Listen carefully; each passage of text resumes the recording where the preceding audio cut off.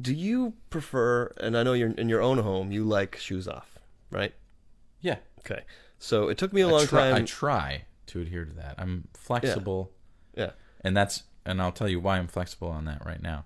Is because I'm going to argue against that because I think you can't be flexible. Keep going. I'm flexible on it now. Yeah. Right now is because these floors and carpets in here are all getting replaced. Yeah, so you don't care. I don't care. We're not trying to preserve anything. Yeah. Okay.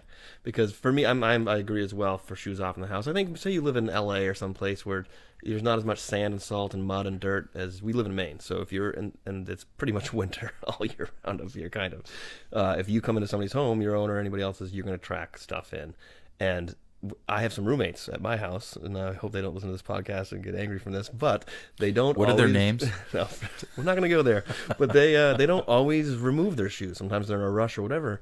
And I don't understand that, because then you're going to have the rocks and the sand and the salt and everything on the floor. And then the people who aren't wearing the shoes get on their socks. And I've taken my bed sheet off one day and been like, why is there asphalt crumbs in my bed? And I realized it's because I walked through a place they had their shoes on and I get in my bed, which I shouldn't, it's strange that you'd think that even barefoot you could track that in, but you do. So yeah, I think, right. So we're both in agreement that we're in agreement that shoes off is the way to go. Yeah, absolutely. That are snowy, icy, whatever. So it'd be, I don't know. If you live where you can get all the little rocks and stones and mud and stuff on your shoes, I don't want to step on that in my socks or my bare feet. So we're not weird then, because some people get really weirded out when I ask them to take their shoes off. Not by my account. So you think there's people out there that they're just like mopping and sweeping every day? They're like, yeah, everybody wear the shoes, come on in, shoes on. And then at the end of the day, they I'm not gonna say that I mop and sweep every other people. day. Other people. Yeah, absolutely. I think people definitely do that every day. That's crazy to me. But I'd rather just take the damn shoes off. I just want to say, that's something to aspire to. I think you should probably clean your floors every day. You should clean them up every day. I don't know about that. That's rough. I think it's a good thing to be able to aspire to. I don't think it's that hard. I'd rather just take the damn shoes off. It's easy. Now that I'm thinking, I'm actually going to change my position on this. Oh, God, here we go. I vacuum up. I mean, especially with a pet, with a dog, floor maintenance is a big deal.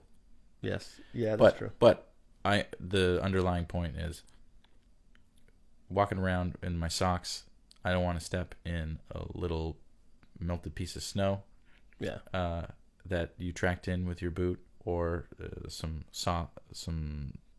mud or sand or anything like that. I don't want that on the bottom of my feet. I don't want to have to track it through the rest of the house. So yeah, it's just easily solved by taking shoes off. Now I'm kind of curious, because we were talking earlier about people saying stuff in the YouTube comments.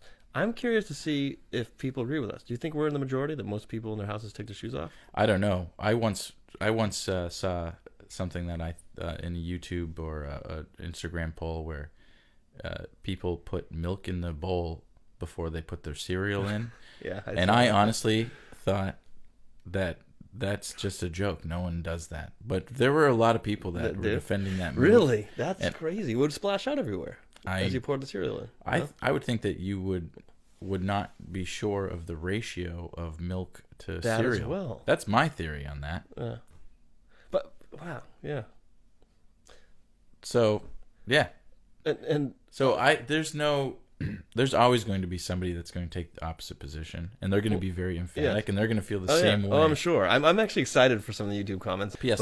The cereal thing, I'm sorry. Oh. The cereal goes in first, and then the milk. That's your official. I'm sorry, yeah. Okay. Well, I think I'm just going to let people argue. You can go on a tangent about whether you want to put the cereal first or not. You do whatever's right for you, but you might be wrong. And also, I do want to say, because I'm acting as though I'm some hoity-toity high guy that is always the shoes off in the house. I grew up, my parents, to this day, you don't take your shoes off. And it's funny, because I do prefer it. I for me, because I'm lazy, I guess. So I understand, like I was joking about my roommates, if they are in a rush and they just want to go in the house, I can see how they're like, they don't want to untie their shoes and go through the whole thing, especially if you got big boots on. So I love when I go to my parents' house, I can just walk in and not worry about it. But then they are constantly having to sweep them off and vacuum and do all this stuff. So I see both sides. On the milk and cereal, though, I do not. It's cereal first and then milk. I will not waver on that. And on that note, I think we've wrapped this podcast There's nothing left to talk about. I don't even know what you're going to talk about on your next podcast. You just watched a segment of the show Chasms of the Mind. To see the full episode, click the link below.